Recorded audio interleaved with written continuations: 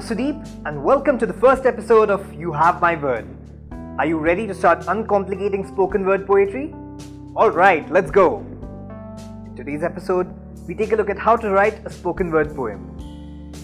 The first thing you need to understand about spoken word poetry is, why is it called spoken word poetry? Why not just poetry? Well, to understand that, you first need to understand the difference between prose and poetry. In prose, you have words that become sentences that become paragraphs, and so on. In poetry, you have words that become short or long lines, and these lines have line breaks. You'll understand what I mean soon enough. To take an example, a very simple example, prose would look something like this. There is a star in the sky. It seems to be quite high above me, deep inside space. When I look at it from here, I wonder what it is, and I feel it shines and twinkles like a diamond up there somewhere. That's prose. Now, the same thing in poetry becomes, twinkle, twinkle, little star, how I wonder what you are, up above the world so high, like a diamond in the sky. There you go. It's that simple. Now that we've looked at the difference between poetry and prose, let's come to the main topic, spoken word poetry. Now we all know that it's called that because it's, well, spoken. But is there a special way to write spoken word poetry that makes it different from other kinds of poems? The answer is yes. However, keep in mind that not every poem is or even can be a spoken word poem. Spoken word poems are those that are written specifically to be performed in front of an audience. Any poem that is written not to be performed but instead to be read is called a page poem. So as you can see, we have two categories of poems before us, page poems and spoken word poems.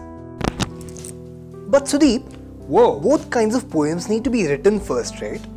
Then what's the difference? That's a great question. I'll tell you. The simple distinction is that page poems are best appreciated when they are read, and spoken word poems are best appreciated when they are performed.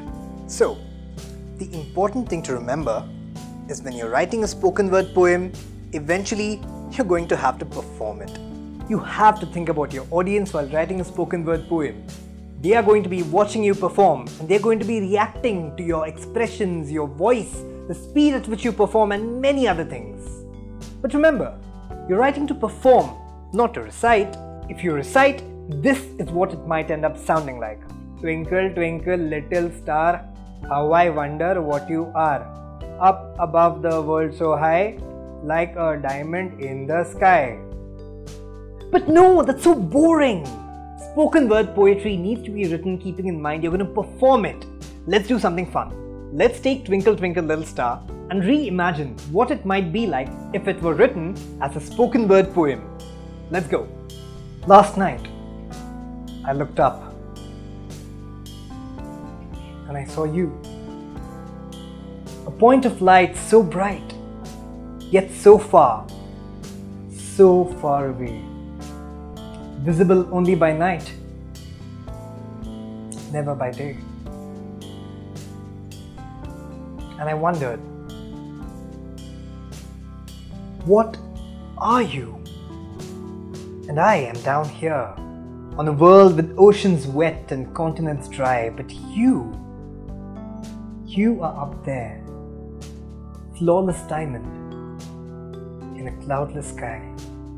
So, the important thing to remember is when you're writing a spoken word poem, eventually you're going to have to perform it. And this, my friends, is how you can start writing your very own spoken word poem. All the best, and I'll see you again in the next episode of You Have My Word. Until then, keep writing.